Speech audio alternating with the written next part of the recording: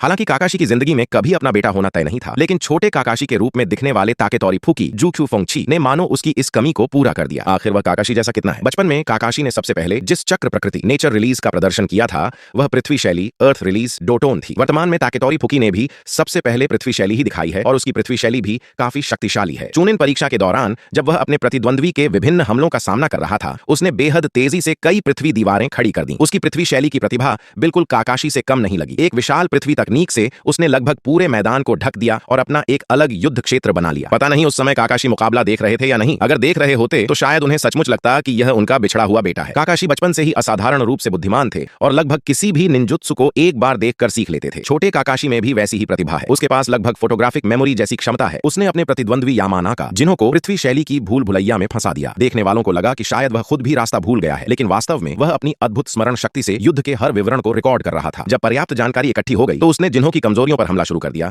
और जल्द ही उसे घायल कर दिया। जिन्होंने सोचा कि वह हवा में उड़कर अपनी हवाई बढ़त का लाभ उठाएगा, लेकिन जैसे ही वह ऊपर गया, छोटे काकाशी ने उसकी स्थिति पहचान ली और एक पृथ्वी आधारित हमला आसमान तक पहुंचाकर उसे वापस जमीन पर गिरा दिया। उसकी यह एंटी एयर क्षमता देखकर जिन्हों लगभग निराश हो गया। काकाशी की भ्रम विद्या जेनजुत्सु के विरुद्ध क्षमता भी काफी अच्छी थी और छोटे काकाशी ने भी उसी स्तर की योग्यता दिखाई। जिन्हों घायल था और उसका चक्र भी कम हो चुका था, इसलिए वह अपनी पूरी शक्ति बनाए नहीं रख सका। अंत में उसने अपनी मां से सीखी हुई यामानाका कबीले की माइंड ट्रांसफर जुत्सु शिनजुआनशेन नोशु का उपयोग करने का निर्णय लिया। लेकिन यह भी छोटे काकाशी की योजना का हिस्सा था, जिन्हों वास्तव में उसके मानसिक संसार में प्रवेश करने और उसे बांधने में सफल हो गया। पर उसने यह नहीं सोचा था कि छोटे काकाशी की मानसिक और भ्रम प्रतिरोध क्षमता उसकी कल्पना से कहीं अधिक थी। कहा जाता है कि अतीत में इस तकनीक के प्रभाव से शक्तिशाली योद्धा भी बच नहीं पाए थे, लेकिन छोटे काकाशी ने इतनी कम उम्र में ही इसका सामना कर लिया। इसलिए मैं तो उसे काकाशी का असली बेटा कहूंगा। दर्शक, ताकेतोरी फुकी आखिर हुआ क्या था? उत्तर, यह एक विशेष सुरक्षा तकनीक है जो मानसिक हमलों माइंड अटैक्स से बचाने के लिए उपयोग की जाती है। जब कोई दुश्मन किसी ANBU सदस्य को पकड़ लेता है तो वह उसके मन में प्रवेश करने की कोशिश कर सकता है। इसलिए निंजा और विशेष बलों के सदस्यों को ऐसी परिस्थितियों से बचने के लिए विशेष प्रशिक्षण दिया जाता है।